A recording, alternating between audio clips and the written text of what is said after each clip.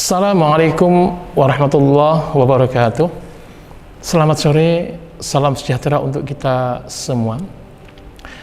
Perkenalkan, saya Amin Heri Susanto, dosen pada program Studi Ilmu Politik FISIP Universitas Brawijaya. Video ini merupakan pernyataan diri dosen dalam unjuk kerja Tridharma perguruan tinggi di bidang pengajaran. Pada kesempatan kali ini saya akan memaparkan tentang pembelajaran selama 1 semester untuk mata kuliah politik global, di mana mata kuliah ini merupakan mata kuliah wajib bagi mahasiswa semester 2 dengan bobot 3 SKS. Mata kuliah ini merupakan mata kuliah yang akan memberikan wawasan kepada mahasiswa untuk memahami dinamika politik yang bergerak secara dinamis, baik pada level lokal, nasional, internasional, dan global. Mata kuliah politik global memiliki nama lain politik dunia. Mata kuliah ini akan mengkaji pola-pola politik dan ekonomi antar negara dan juga secara khusus membahas institusi politik pada level global. Mata kuliah ini juga menyoroti fenomena penting yang disebut sebagai globalisasi politik yang berkaitan dengan kekuasaan pada level antar negara, di mana politik dalam level global memiliki 2 aktor penting yang akan dikaji, yaitu aktor negara dan non-negara. Secara spesifik, aktor negara dikaji dalam kaitannya dengan hubungan antar negara dan aktor negara, berkaitan dengan pola-pola komunikasi dan hubungan antar aktor baik lembaga, non-negara hingga individu. Selain itu, mata kuliah ini juga akan mengkaji fenomena-fenomena terkini dan teraktual dalam politik di berbagai belahan dunia, seperti isu tentang ekonomi, terorisme, isu pandemik, kebijakan internasional, isu tentang perang dan perdamaian, dan kajian lainnya. Adapun capaian pembelajaran mata kuliah politik global ini sebagai berikut. Terdapat 4 CPMK. Yang pertama adalah menguasai teori dan konsep dalam perpolitikan pada level global atau antar negara, di mana sub CPMK-nya adalah mahasiswa mampu menguasai definisi dan konsep politik global. Sub CPNK yang kedua adalah mahasiswa mampu menguasai teori-teori mainstream dalam politik global. Capaian pembelajaran yang kedua adalah mengidentifikasi isu dan fenomena aktual dalam perpolitikan pada skala global atau antar negara. Maka di sini sub CPMK yang ketiga yang kedua adalah mahasiswa mampu menjelaskan isu perang dan perdamaian pada skala global atau antar negara. Subcapaian yang ketiga atau pada CPMK yang kedua ini, mahasiswa mampu menjelaskan isu ekonomi, terorisme, kemudian disasmen dalam politik antar negara. CPMK yang ketiga adalah menguasai pemahaman tentang sistem dan institusi politik dalam skala global. Subcapaiannya adalah mahasiswa mampu menjelaskan sistem hubungan antar negara dalam skala global. Capaian yang kedua, mahasiswa mampu menjelaskan norma dan nilai dalam perpolitikan antar negara. Pada CPMK yang keempat, di sini adalah mampu melakukan perbandingan pada tataran konsep dan praktek politik baik dimensi spesial, antar negara atau antar wilayah, dan dimensi waktu. Pada CPMK yang keempat ini, subcapaiannya adalah mahasiswa mampu menguraikan berbagai perbandingan konsep dan praktek politik baik pada dimensi spasial, yaitu antar negara dan atau antar wilayah. Subcapaian yang berikutnya dari CPMK yang keempat adalah mahasiswa mampu menjelaskan berbagai perbandingan konsep dan praktek politik dalam dimensi waktu atau sejarah. Terkait dengan pembelajaran mata kuliah ini, yaitu mata kuliah politik global, akan dilaksanakan sebanyak 11 kali pertemuan, ditambah 2 kali pertemuan sebagai proses evaluasi, yaitu UTS atau ujian tengah semester yang akan diselenggarakan setelah pertemuan yang ketujuh atau berada pada pertemuan yang ke-8, sedangkan proses evaluasi yang kedua adalah UAS atau ujian akhir semester yang akan dilaksanakan pada pertemuan kuliah yang ke-13 atau setelah pertemuan yang ke-11. Mengenai bahan-bahan kajian pada mata kuliah politik global ini, diantaranya adalah yang pertama, yaitu kita akan mendefinisikan tentang makna dari politik global, perubahan politik internasional kepada politik global serta implikasinya.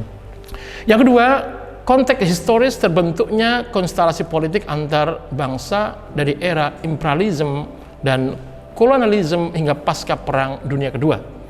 Yang ketiga, kita akan mendiskusikan tentang teori realisme sebagai teori mainstream dalam politik global. Yang keempat, teori realisme sebagai teori mainstream dalam politik global. Yang kelima, teori liberalisme sebagai pendekatan mainstream dalam politik global. Selanjutnya adalah teori atau perspektif Marxisme, neo-Marxisme dalam politik global. Yang keenam, teori konstruktivisme, sosial green politik, kemudian post-strukturalisme dan post-kolonialisme. Yang ketujuh, dampak atau implikasi dari neoliberalisme terhadap ekonomi global. Yang kedelapan, kebangkitan politik identitas dan revivalisme agama dalam skala global sebagai kontra westernisasi. Yang kesembilan, isu terorisme dan kontra terorisme pada era globalisasi. Yang ke-10, isu proliferasi nuklir dan disarmament pada era globalisasi.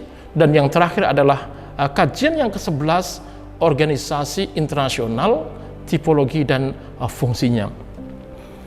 Tentu perkuliahan mata kuliah politik global ini dilaksanakan dengan metode ceramah, tatap muka dalam kelas, presentasi, dan diskusi. Sedangkan penilaian didasarkan pada pertama adalah partisipasi aktif diangkakan 10%, tugas kelompok 20%, tugas mandiri 10%, ujian tengah semester atau UTS 20%, dan yang terakhir penilaian ujian akhir semester atau UAS 40%. Dalam mata kuliah ini terdapat referensi yang harus dibaca atau kita gunakan selama kuliah pada satu semester. Di antaranya adalah karya Andre Heward, yaitu Global Politics. Kemudian James Feiner pada tahun 2011 tentang menelanjangi globalisasi, sepak terjang imperialisme abad 21. Kemudian kita lihat di situ ada karya Bhagwati, ya, In Defense of Globalization. Kemudian The Consequence of Modernity. Gideon tentang Beyond Left and Right, The Future of Radical Politics. Kemudian The Globalization of World Politics and Introduction to International Relation. Kemudian lagi globalisasi, jalan menuju kesejahteraan. Dan yang paling penting dari sini adalah sebagai bahan rujukan yang pokok adalah karya Andre Heward tentang global politik. Oke, baik, kita akan mulakan kelas kita pada sore hari ini 7 Juni 2024. Assalamualaikum warahmatullahi wabarakatuh. Salam sejahtera untuk kita semua. Baik, kuliah pada sore hari ini adalah mata kuliah kita politik global. Ya, kita pertama akan mereview dari pertemuan sebelumnya. Oke, boleh dilihat pada catatan masing-masing atau pada awal pembelajaran, yaitu tentang pengenalan Introduction to Global Politics. Oke, mungkin sebagai pengingat, siapakah yang memberikan kata pengantar pada buku ini? Mungkin siapa yang bisa menjawab? Ya. A.M. Foster and Howard M. Oke, tahun berapa itu? Tahun 1910. Oke. And then tema apa sih yang dijelaskan oleh A.M. Foster itu? On the Connect. Siapa namanya? Saya lupa. Namanya siapa? Ya, Felicia. Oke, yang hafal Aurora. Oke. Baik. Dalam introduction ini, apa yang dikatakan oleh E.M. Forster adalah temanya sangat simpel sekali. Only connect. Bisa ya? Temanya only connect dalam introduction to politik atau global politics. Only connect, simple banget. Ya. E.M. Forster dengan siapa itu sebelahnya? Howard tahun 1910. Oke, ingat semua. Oke, kira-kira kenapa E.M. Forster ini pada tahun segitu ya introduction tentang global politics and then temanya cukup singkat. Kenapa only connect? Oke, siapa yang bisa memberikan ulasan atau sedikit mereview? Ya, only connect. Ada apa dengan connect itu? Oke, siapa yang bisa memberikan sedikit ulasan kenapa only connect, tidak yang lain? Oke, Haura. Oke, bukan hanya antar negara ya. Di mana only connect itu adalah dia akan menghubungkan semua activity dalam berbagai angle ekonomi, politik, ya. Kemudian apa lagi selain itu? Urusan-urusan dunia lagi. Dalam definisi kan jelas kan ya, itu nanti akan kita bahas pada setelah ini. Jadi semua urusan di mana melibatkan bukan hanya pada politik lokal atau internasional, tapi pada level global pun adalah yang dikatakan sebagai global adalah kata-kata only connect. E.M. Forster. Oke, baik. Coba dilihat pada pembahasan ini adalah what is global politics, mean of global politics, ya. Di mana makna dari global politik itu ada dua. Oke, yang pertama apa? Yang pertama adalah worldwide. Apa makna dari arti dari worldwide itu? Worldwide, mendunia. Jadi istilah politik global itu adalah bukan hanya pada level internasional. Hubungan Indonesia kerjasama dalam ekonomi dengan China misalnya, that only two sides. Antara Indonesia dengan China, maka itu pada level internasional. Oke, pertama worldwide, mungkin perlu saya tulis di sini ya, worldwide nggak perlu saya tulis ya, worldwide. And then yang kedua, komprehensif. Apa yang dimaksud dengan worldwide? Contohnya seperti apa? Bahwa dikatakan global itu adalah mendunia. Globe, kalau kita buka globe itu, semua sisi akan terlihat. Only connect, jadi hanya satu koneksi. Maka akan terhubung semuanya itu. Maka apa di antara ciri atau tanda worldwide itu apa? Kita buktikan dengan apa? Oke, siapa yang bisa memberikan ide? Iya. Munculnya organisasi di lingkup internasional. Oke, adanya organisasi pada lingkup internasional. Kalau internasional kita belum katakan sebagai global kan ya? Nanti di mana yang sebagai globalnya di mana itu? Oke. Contohnya apa dulu? Organisasi yang internasional. NGO. NGO apa namanya? Ya, NGO apa? PBB atau UNESCO? Apalagi WHO lagi? Ya, itu semua adalah NGO internasional di mana ketika mereka itu sudah melakukan sebuah activity bersama, ya, mereka misalnya tentang apa?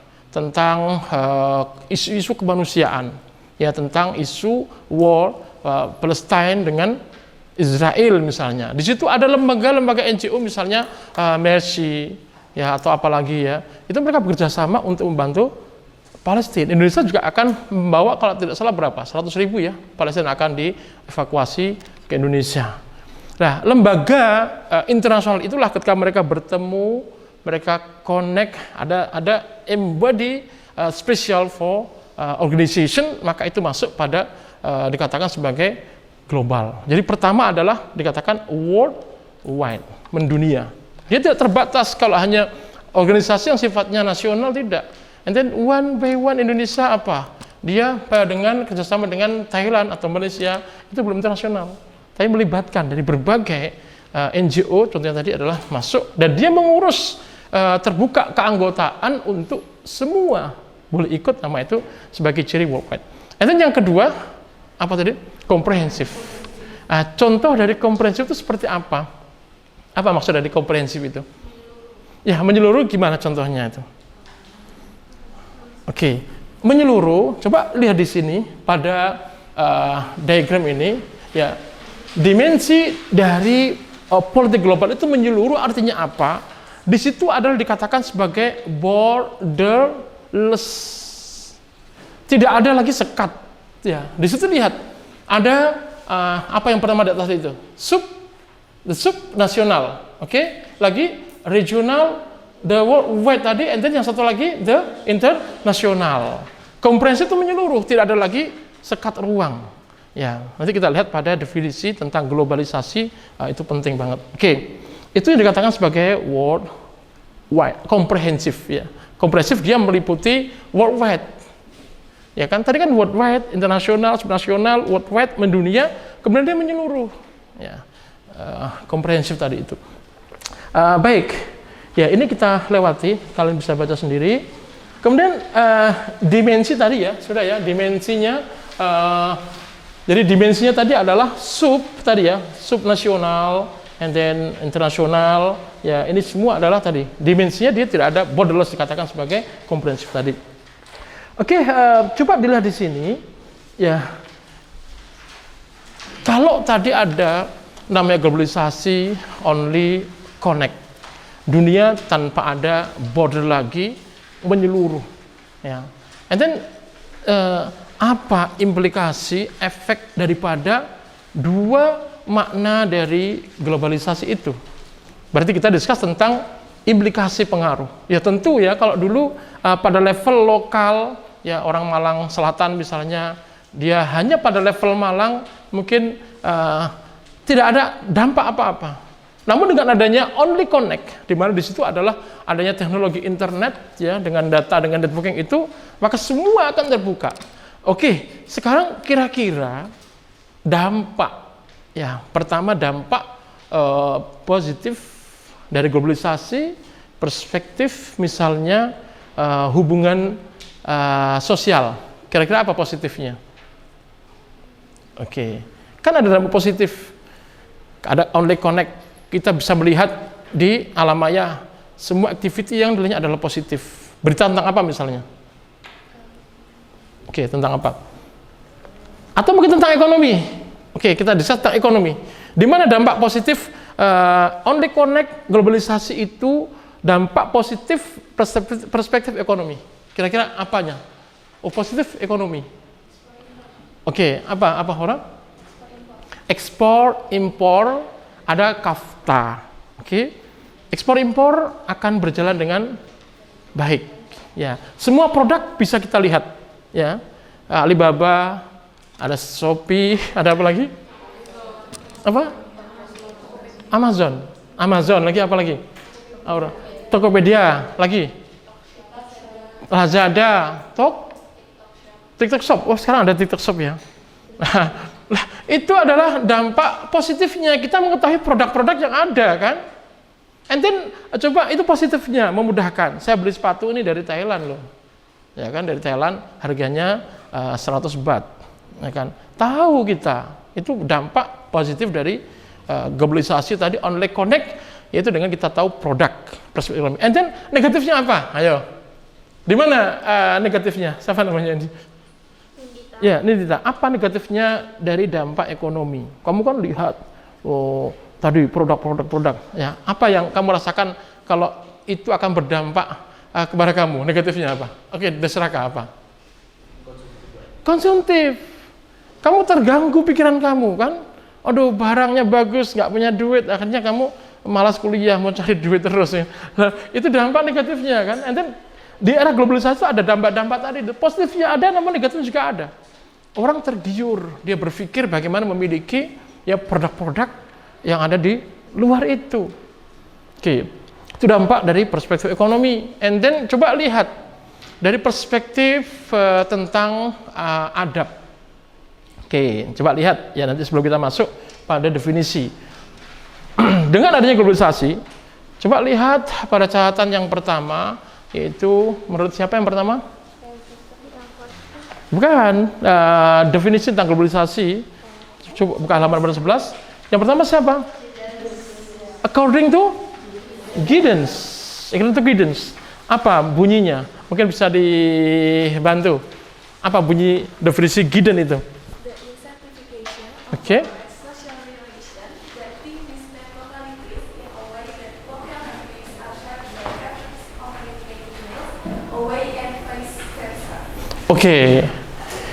Gideon mendefinisikan bahwa globalisasi itu adalah adanya hubungan yang sangat intens, kan? Adanya HP, kita punya HP dengan kuota yang cukup banyak, and then kita connect, malam nanti kita makan dengan keluarga, kan? And then siapa ini Haura dan siapa ini ada Seraka misalnya, ya makan di restoran, kamu menggunakan HP kamu sendiri. Bapak kamu juga gitu kan, chatting dengan teman kerjanya. Ya, saat makan malam jam 8, kemudian ibu kamu juga chatting dengan temannya. Kamu chatting dengan teman kamu yang ada di Amerika misalnya, atau ada di Turki. Ya, kamu chatting. Lah, event-event yang sangat dimanfaatkan untuk kemesraan, harmonisan keluarga itu, dengan adanya teknologi itu menjadi tidak mesra. Ya kan? Itu efek dari negatif dari adanya globalisasi itu pada level budaya lokal, adab. Ya, kita ketemu orang tua itu kan sungkem, ayo makan bersama, ternyata semuanya chatting sendiri-sendiri. Bahkan kita lihat Desraka misalnya makan sambil senyum sendiri. Ya kan, kalau orang lihat dari luar gitu, ini kenapa dia senyum sendiri kan? Ya. Yang jauh jadi dekat. Oke, begitu ya. And then apa berikutnya itu? According to Bakwati. Iya, bukan yang menurut Gideon tuh.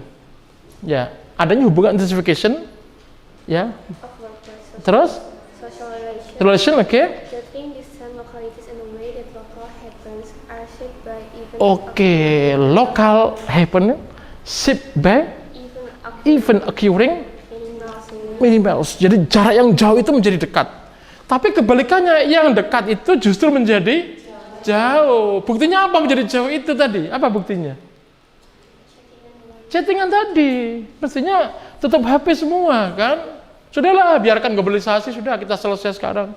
Kita dinner misalnya, tutup globalisasi, HP tutup, datanya tutup.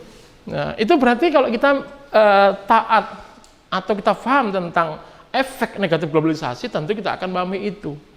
Ya kan? Waktu makan, dinner sudah. Kita close yang lain, kita discuss tentang urusan family. Oke. Manfaat secara positif tadi jelas kan? Hubungan jauh jadi dekat. Hari ini adanya misalnya demo ya, di mana? Demo di mana? Di Iran misalnya. Atas menuntut kematian siapa? Presiden Iran. Ya, kita tahu, ya, kita tahu. Hari ini kita kuliah di lantai 4C, teman kamu yang tidak hadir pun tahu kan, di mana Haura, di 4. Ya, nyuri-curi dia pakai video call kan. Oh, yang lagi kuliah. Ya, jauh jadi dekat, dekat jadi jauh. And then coba kita lihat pada definisi yang kedua, yaitu menurut Bakwati. Ya, apa Giovanni Bakwati, apa substansi apa yang dibahas oleh Bakwati itu? Tadi kan jelas ya, clear ya. Oke, yang pertama tadi ada yang bertanya, coba. Ada yang tidak paham? Ya, pada definisi yang pertama, yaitu hubungan yang berlaku terjadi secara intens. Itu according to Gideon.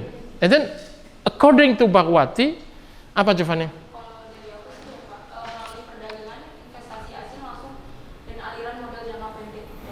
Oke, berarti di sini disebutkan apa disebut temanya tadi Bakwati? ekonomi.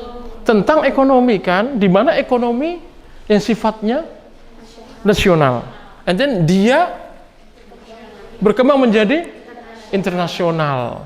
Lagi di situ apa? Adanya investasi, short term capital flow. Jadi saya punya uang misalnya 10M, saya investasikan pada Bank BSI dengan agreement apa? 1 month renewal. Nih saya punya uang 5M. Saya investkan dengan 1 bulan investasi dapat berapa saya keuntungan. Nanti uang 1 bulan itu dikembalikan kepada saya. Ya, dengan pembagian untung berapa persen begitu. Ada perusahaan dari luar juga begitu kan. Kita menabung di Citibank misalnya dengan uang tadi itu. Kemudian aliran uang itu kan cepat kan. Flus uang itu bergerak dengan pantas, ya. Bank itu yang dilihat itu kan cepat sekali. Apakah ada uang? Itu kan angka-angka kan. Ya, transfer uang dari sini ke bank di mana? Di Amerika atau di Kairo. Itu kan main angka aja kan. Semua main angka. Kenapa? Karena adanya only connect tadi itu. Jadi Bhagawati dia menyebut dari perspektif ekonomi. Sama juga ketika ada pertukaran dosen. Ya, saya mengundang 3-in-1 dengan dosen dari mana? Dari Kingdom of Saudi Arabia. Dia akan berikan kuliah tentang bahasa Arab. Orang asing kan di sini kan, ya dia tertarik untuk memberikan kelas free. And then next month saya diundang ke Kingdom Saudi Arabia atau saya diundang ke Cairo Chandler University, saya memberikan kuliah. Di situ adanya pertukaran kan, flows of workers. Jadi saya dianggap sebagai pekerja, ya kan, student exchange. Kalian melakukan kuliah internasional di ISMA misalnya kan. Nah, itu adalah di antara aliran pekerja ya dari perspektif ekonomi tadi. Toh juga di situ ada unsur-unsur baiknya termasuk dari perspektif pendidikan kan begitu. Jadi workers dosen dari Prancis. Kita pernah punya dosen Prancis di sini dikontrak untuk mengajar bahasa Prancis ya. Itu workers berarti kan. Oke, itu according to Bhagawati. And then yang ketiga bisa dibantu siapa? Arifah. Yang ketiga siapa itu yang mendefinisikan tentang globalisasi? Oke, buyback. Apa buyback dikatakan di situ?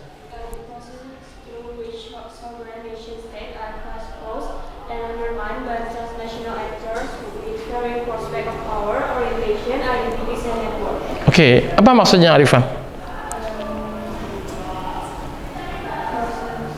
Proses sovereign kedaulatan sebuah nation state negara itu adanya cross berarti saling bersilang.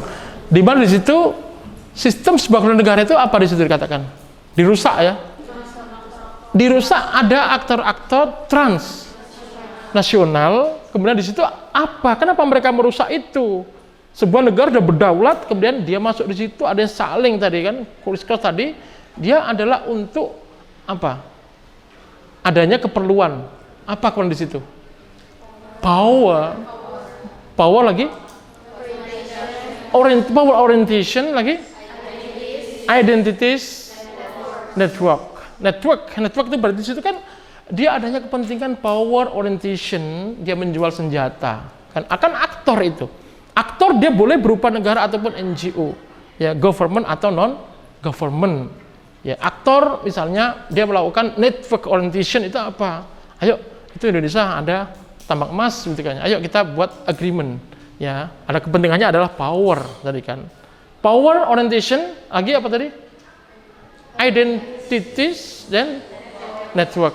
Kalau network tadi jelas kan ada hubungannya tadi. Kita bekerja sama misalnya kita akan mengeksplorasi minyak dengan dibagi hasil 2. Tapi di situ back ya, dia menyebut tentang apa di situ? Adanya aktor transnasional. Oke, yang berikutnya, yang ke-4. Siapa itu? Health ya. Health berbicara tentang apa? Proses. Embody. Health berbicara tentang apa? Wujudnya organisasi internasional menjadi global. Tadi kan ada Greenpeace, kemudian ada apa lagi Messi, ya kan, dia bertemu untuk membuat sebuah kegiatan tentang masalah apa tadi tentang cuaca misalnya. Yang terakhir adalah school, dia bicara tentang apa? Tentang masalah munculnya pemekaran wilayah baru. Di situ syaratnya adalah wilayah baru, tempati orang baru, syaratnya adalah people, adanya connectivity. Baik. Pada penjelasan sore ini saya akan berikan tugas untuk kalian. Nanti tugasnya adalah tugas mandiri. Silakan kalian mencari dari 5 definisi ini, kalian buat tema misalnya tentang ekonomi, contohnya di berita apa. Kemudian intensifikasi itu berita apa. Peristiwa demo misalnya di Amerika, itu kan masuk di definisi pertama. And tentang ekonomi misalnya Indonesia kerjasama membuat kereta tercepat sedunia. Nanti berita itu kalian kolekkan, satu tema dari 5 ini silakan dicari masing-masing 2. Oke? Paham ya? Ada yang bertanya lagi? Oke, cukup? Oke, silakan tugasnya dibuat, kita akan diskusikan pada minggu depan. Oke, kita akhiri kelas kita ini. Saya rasa cukup ya, nanti ada apa-apa boleh kita discuss di minggu depan tentang tema di politik global. Oke, kita akhiri. Terima kasih atas kehadirannya, semangat untuk terus ya berkarya. Kita akhiri. Assalamualaikum warahmatullahi wabarakatuh.